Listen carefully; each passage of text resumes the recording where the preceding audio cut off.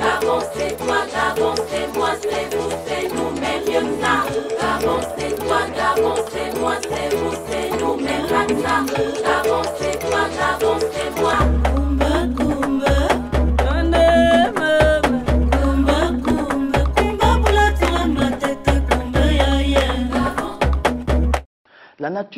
The unique nature and the diversity of the landscapes and relief have helped to mold the soul, spirit, and the culture of Gabon's peoples, both in the past and the present. Well, Owali, what new and interesting things are we going to discover and learn about today? Well, hello, Omer. And hello to you. Tell me, what is it that links the cultures of all the peoples who make up Gabon's population? Well, we'll see that it is the interaction between culture, spirituality, and nature that, even today, forge a link between all of the Gabonese peoples. This can be seen through the many symbols of spiritual and material life that one encounters in daily life. The cult of the ancestors, ceremonies, beliefs, music, dance. All of these beliefs and habits are complemented by numerous traditional art forms, masks and reliquaries that actually had a profound influence on Occidental aesthetics in the 20th century. Just think of Picasso, Duran, Klein, or Modigliani. We will learn how numerous contemporary Gabonese artists, painters, sculptors, musicians, fashion designers, craftsmen, have developed new, rich and varied interpretations and art forms.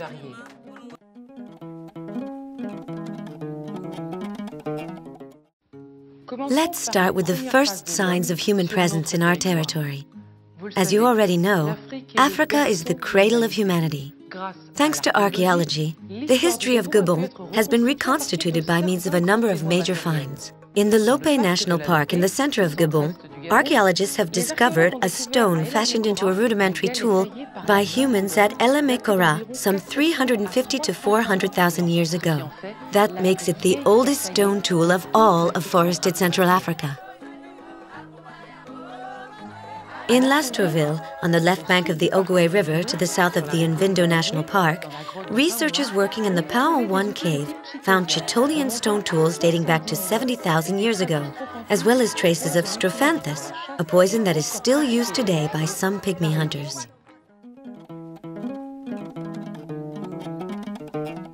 The Pygmies, the original inhabitants of the forests, are a nomadic hunter-gatherer people. They are renowned for their knowledge and for the secrets they draw directly from the forests.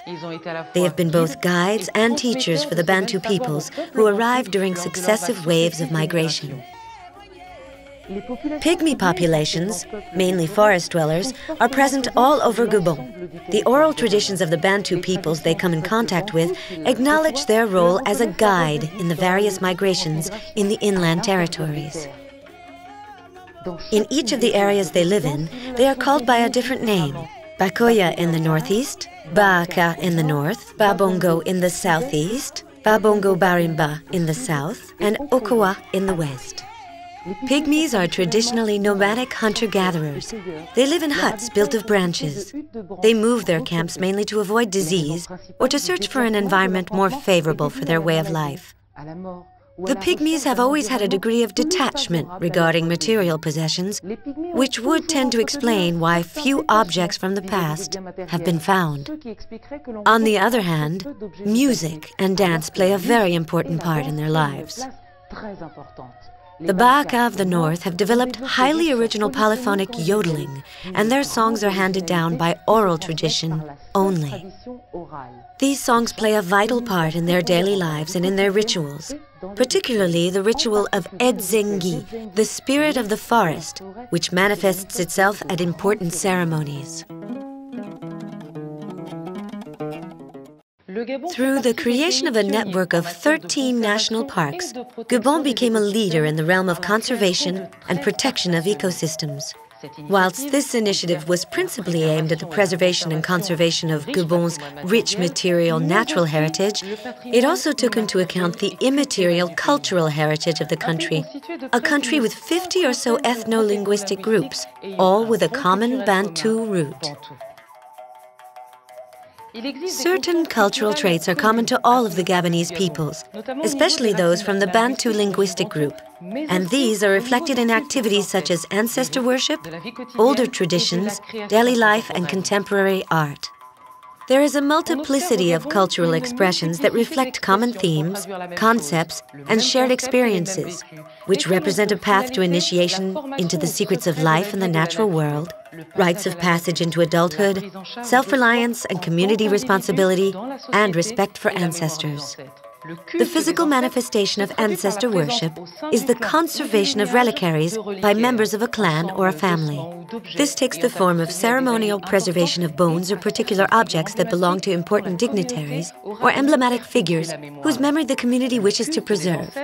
Ancestor worship binds the clan and provides protection and good fortune.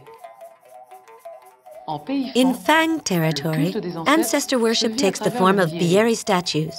To the north, around Minkebe, the statues are elongated and ethereal. Towards the south in the Mont de Cristal and along the coast, they are chunkier. Around Luongo and Mayumba, the Vili, Punu, and Lumba peoples have developed a unique style consisting of characteristic white masks with intricate hair and faces.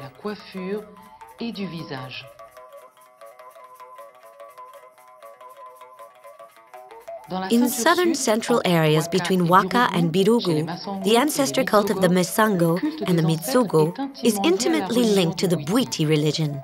In the former group, the Bwiti Mbumba has a long, straight face, and reliquaries of the latter group have a slightly concave face. The Lope, Ivindo, and Wanya national parks are in the center and northeast of the country, where ancestor worship, Bwiti, conforms to the northern Kota tradition, Ikota, Maungwe, and Shamai. This style traveled to the southeast and gave rise to new and richer forms typical of populations living around the Bateke Plateau National Park. The Mboi that is typical of the Ombamba, Ndasa, and Ndumo traditions.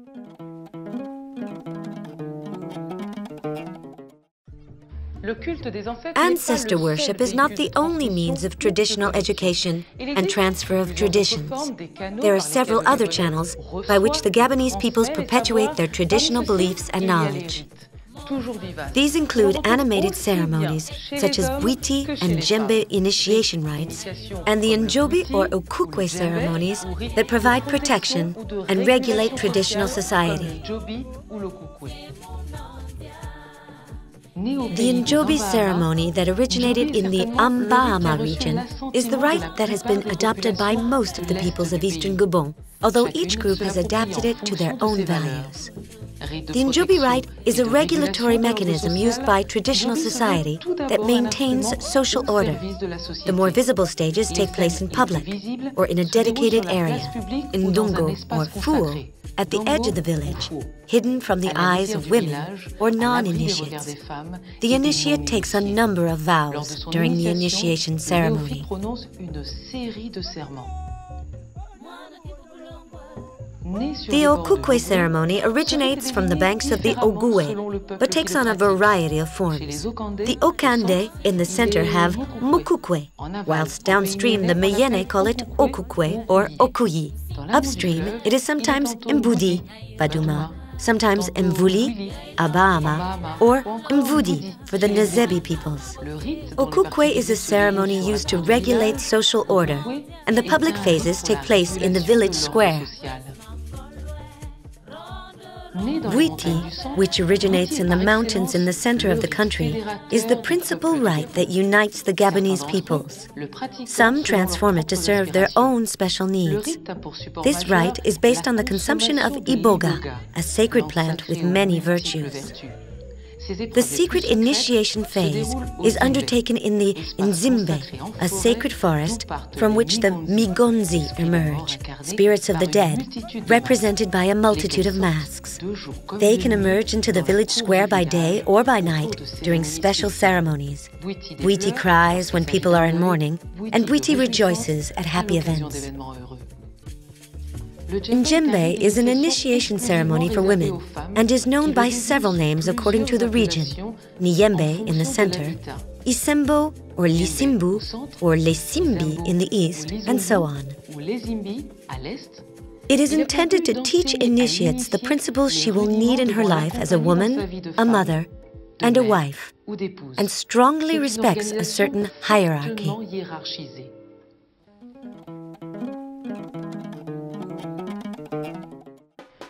All of these values and traditions influence the daily life of the Gabonese people and are reflected by a strong creativity and unique style that is expressed in a very modern way through our cinema, music, literature, plastic arts and fashion, as well as in countless other ways.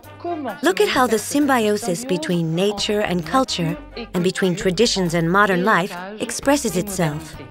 Many Gabonese artists, painters and sculptors actively seek to maintain close ties to nature. Look at how the forest, the home of genies and spirits, is reflected in the majority of Benoit Arnault's works. The forest is home to many things over which man still has no control, but that man can feel nonetheless. It is like a force that fills the body.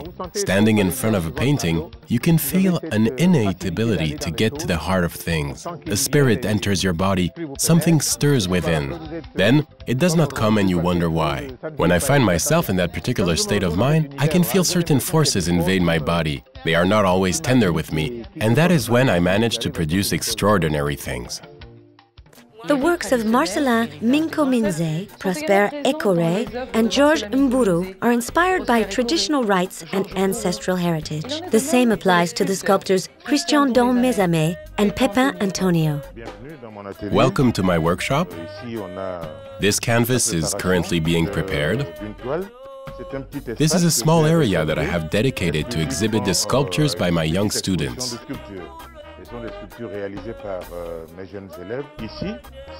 This is my meditation area, with a few canvases that are just waiting for me to leave my mark, meaning that they are ready to be attacked.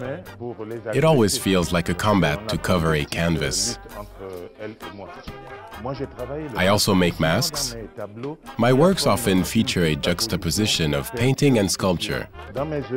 I use a lot of Gabonese raw materials in my works. I often use glued sand or tree bark, as I want people to feel the deep forest, even if they do not know it.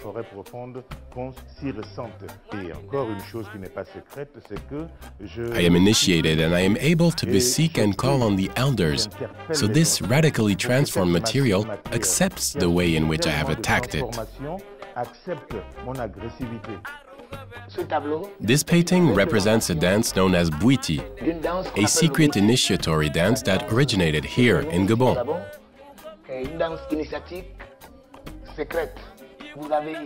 This is an 8-string harp. This is a 1-string harp that also plays a very important role during initiation. Here is the iboga, a sacred plant. This is a mask. Here you can picture the temple's central post, because people dance Bouiti in a temple. Bouiti is always danced at nighttime. The faces come from a Bieri Fang reliquary. I have symbolically stylized it to give it the appearance of a face in construction, which I have reinforced with 2 tacks, because I am not so much interested in the face as the actual notion of vision that puts the spark into the construction. The rest is a succession of fairly abstract things, where the shapes and volumes are created by the lines of force and tension without any traditional perspective. My particular approach is to emphasize the chromatic palette because I like colors, and then I break everything with rounded edges before going back to the lines of force. I like the material, but I like to go further than just the material. I attack it a bit and I scratch it on my canvases. The symbol, the bieri, the scarification, the moon, and therefore femininity, man, woman, and all the colors are related to initiation. White, red, and black all typically conjure up images of duality and Gabonese cosmogony. It is about Gabonese man or Gabonese woman in their environment. about generations and timelessness, because nature renews itself, but it is never ending.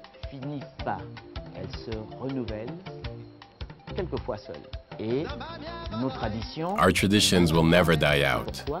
Hence this mask in the center of our work.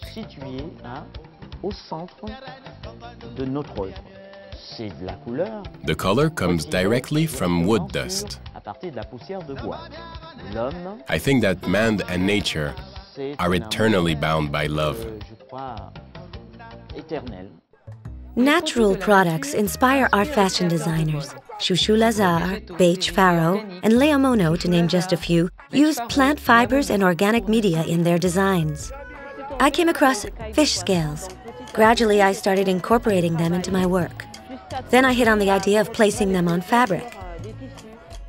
At first, I stuck them on, but then I realized I could pierce them and sew them on along with beads and sequins.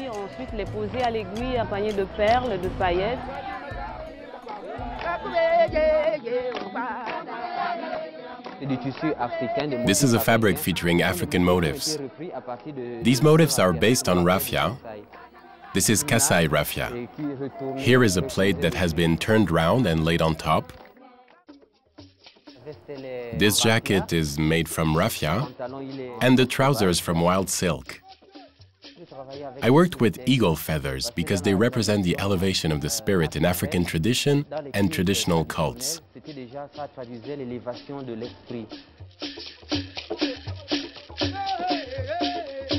This model is taken from one of my collections, focusing on the theme of peace. This is where I laid my hand. This hairstyle is inspired by the hairstyles in Zaire and Kasai.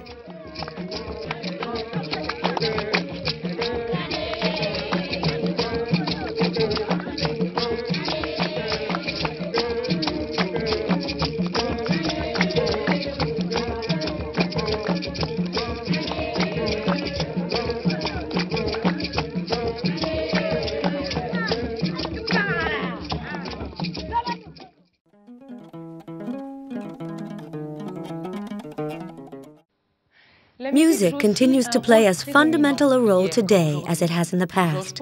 Josh Pont made a documentary for WCS and the National Geographic Society on this subject, and here he will share some thoughts on the variety and originality of musical expression.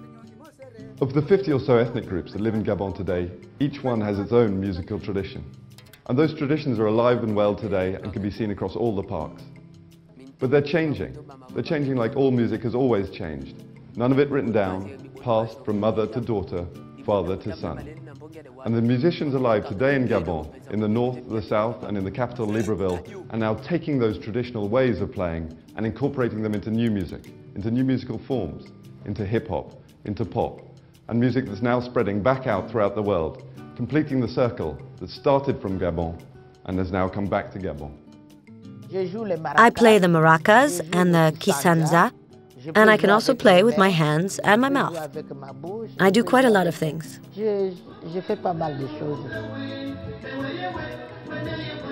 I'm a trained percussionist. I grew up with my grandfather, who played the tom-tom. African women generally do not do this sort of thing, but I have always been inquisitive. The Bateke traditions use many percussion instruments. We have something special, which is that all percussion instruments are played off the beat, and everything works out fine. The latest album is called Obomia, which in Teke means, whatever happens is supposed to happen.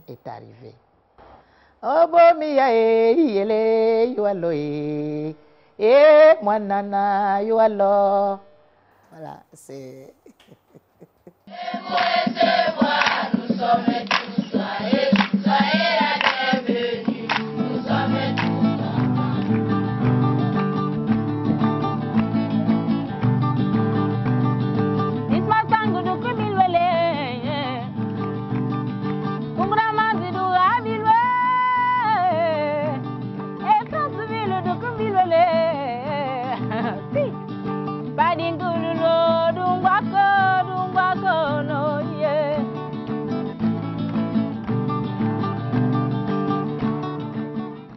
Tu as les yeux, hein? à la recherche d'un air en couleur pour chanter le Gabon. Avec des mots verts, jaunes et bleus, drapant ma chanson. Vous l'avez bien compris. As you will now understand, in Gabon there is a genuine symbiosis between people and the environment.